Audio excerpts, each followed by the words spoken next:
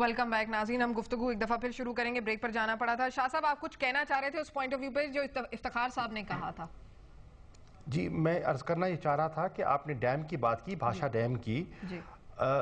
जो हैरान कुन बात है वो ये है कि इसके 2 दफ़ा जो इसकी जो संगे बुनियाद रखा गया है, एक दफ़ा जनरल मुशर्रफ साहब तशरीफ ले गए थे, उनने रखा था, अब हाल ही में वज़ीर आज़म गिलानी गए हैं और उनने भी रखा है। लेकिन हकीकत ये है कि अभी भी जो हमें पैसा जो बिलियंस ऑफ डॉलर्स दरकार हैं इसको मुकम्मल करने में अभी तक पूरी तरह लाइन अप नहीं हुए। वर्ल्ड बैंक ने भी कोई हतमी अभी राय नहीं दी। एशियन डेवलपमेंट बैंक के साथ भी हमारी गुफ्तगू चल रही है, वो किस करवट बैठती है अभी मालूम नहीं। चीन के साथ भी हमने गुफ्तगू की और चीन से भी हमने दरखास्त की कि इस प्रोजेक्ट में हमारी मदद करें। हाँ, उन्होंने एक अंदिया दिया कि वो हमारे साथ ताउन करेंगे, लेकिन अभी तक फर्मली हम उसका जो पैसा दरकार है उसको हम लाइन अप अभी तक पूरी तरह नहीं कर पाए, डिस्पाइट द फैक्ट कि संगे बुनियाद रखा गया। हाँ, अच्छा, अब चीन पे अगर बात होती है शाह साहब, तो आज ये खबर भी सामने आई है कि चीन चाहता है कि वो अपने बेसिस बना ले हमारे नॉर्दर्न एरियाज के अंदर, क्योंकि जो उनके सूबे के अंदर दहशतगर्दी हो रही है उसको कंट्रोल करने के लिए। पाकिस्तान की क्या पोजीशन हो जाती है? पाकिस्तान कैसे अपने आप को पोजीशन करेगा?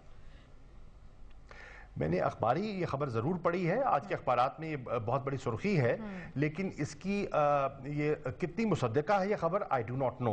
इसलिए मैं इस पर कॉमेंट नहीं करना चाहूँगा, क्योंकि चीन एक हमारा ऐसा दोस्त है जो पाकिस्तान की जो सेंसिटिविटीज़ हैं उसको समझता है। चीन के अंदर पिछले दिनों में जो एक काशकर में एक वाक़या हुआ, ETIM ने किया, उन्होंने पाकिस्तान पर बैठ के बात की, पाकिस्तान ने उनसे इंगेज किया और देखिए उनका बड़ा एक मुनासिब और बड़ा एक माकूल रवैया था।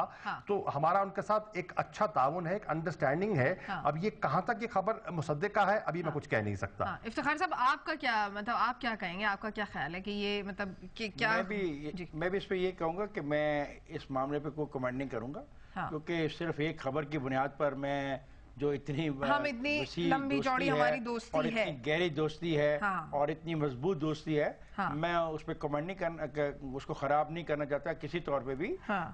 हमारा एक बहुत टेस्टेड हमसाया है और हमारे कभी भी मदद कर रहे हैं। इसका भी शराय कराक्रम को जो दोबारा बनाया जा रहा है उसमें वो बिल्कुल खुल के काम कर रहा है। हमारे पाकिस्तान में कई बुनियादी प्रोजेक्ट, लेकिन अच्छा, अगर इस तरह की खबर लगी भी है इफ्तिखार साहब, अगर इस तरह की खबर लगी भी है तो क्या ये वॉशिंगटन को इनसिक्योर करने के लिए और भारत को के खतरे की घंटियां बजाने के लिए तो नहीं लगाई गई है? मैं इसके बारे में कुछ नहीं कहूँगा, बिकॉज मैं साजिशी थ्योरियों में यकीन नहीं रखता।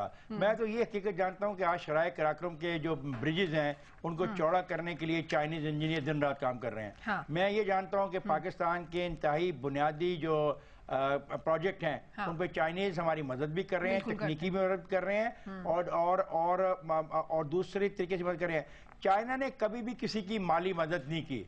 ये मुझे भी पता है कि चाइना कोई रोल प्ले नहीं कर सकता अपना इंटरनेशनल लेवल के ऊपर, IMF के ऊपर, ADB के ऊपर जबान डाल सकता है, ये मैं जानता हूँ। लेकिन मैं ये मानने को तैयार नहीं हूँ कि चाइना पाकिस्तान को मैं अपने मकासद के लिए इस्तेमाल करना चाहता है। चाइना को भी तो आखिरकार एक रास्ता चाहिए। चाइना जिस तरक्की की तरफ जाना चाहता है, अगर उसको वो रास्ता मिलता है और उसका पूरा का पूरा जो कॉस्ट ऑफ प्रोड्यूस है वो इतनी कम हो जाती है कि ऑलरेडी वो दुनिया में छाया हुआ है, और जैसे ही उसकी अपना ये प्रोडक्शन की कॉस्ट और कम होगी इस शॉर्टकट की वजह से, गवादर की वजह से, तो वो दुनिया में पूरी की मार्केटों में और छाएगा। तो साफ ज़ाहिर है जब वो छाएगा तो उसके दुश्मन जो हैं उसको मौका तो नहीं देंगे। और कंटेनमेंट ऑफ चाइना की जो फिलॉसफी है, जो थ्योरी है, इसमें तो किताबें लिखी गई हैं और ये हकीकत भी रही। जब कोल्ड वॉर थी तो अमेरिका ने इसकी पूरी काम की बातें कर ली। इफ्तिखार साहब, आपने बीच में जी, शाह साहब आप कुछ कहना चाह रहे?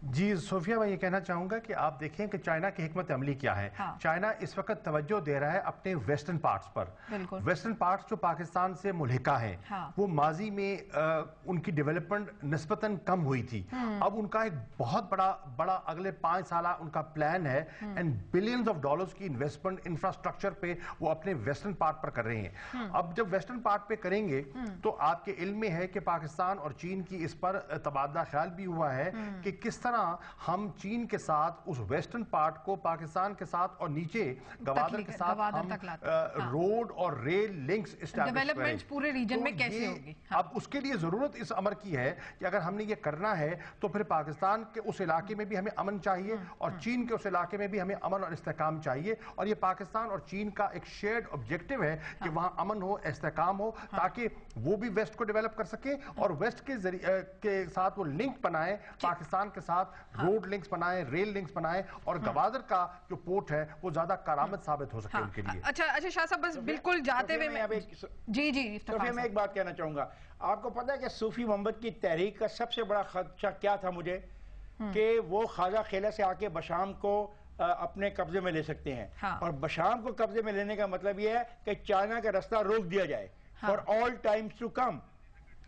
کسی نے اس بات پہ غور کبھی نہیں کیا اس ملک میں کہ خواجہ خیلہ سے جو تحریک نیچے آ رہی تھی صوفی محمد کی, وہ کہاں آ رہی تھی؟ وہ بشام میں آ رہی تھی, اور بشام کہاں ہے؟ It is on KKH. اگر آپ وہاں پہ ایک ایسی طاقت لانے میں کامیاب ہو جاتے جس طرح کوشش ہو رہی تھی, تو چائنا کو تو آپ نے وہیں پہ روک دیا تھا.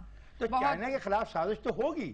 کنٹینمنٹ آف چائنا کا جو کانسیپٹ ہے وہ بظاہر نظر نہیں آ رہا کیونکہ کولڈ وار از اوور, لیکن وہ چونکہ اگلی ساری وار اکنامی اقتصادی وار ہوگی, اس لیے اس کے مخالفین کوشش کریں گے. چلیں, میں بہت شکریہ ادا کروں گی. میرے شو کا ٹائم ختم ہو گیا. افتخار احمد صاحب کا ہمارے ساتھ شاہ محمود قریشی صاحب موجود تھے. خدا پاکستان کو سدا سلامت رکھے اور خوشحال رکھے. اسی پر میں اپنا شو آج ختم کروں گی. آپ کو میرا شو کیسے لگا مجھے ای میل کر سکتے ہیں کب تک @dawnnews.tv. کل تک کے لیے اللہ حافظ.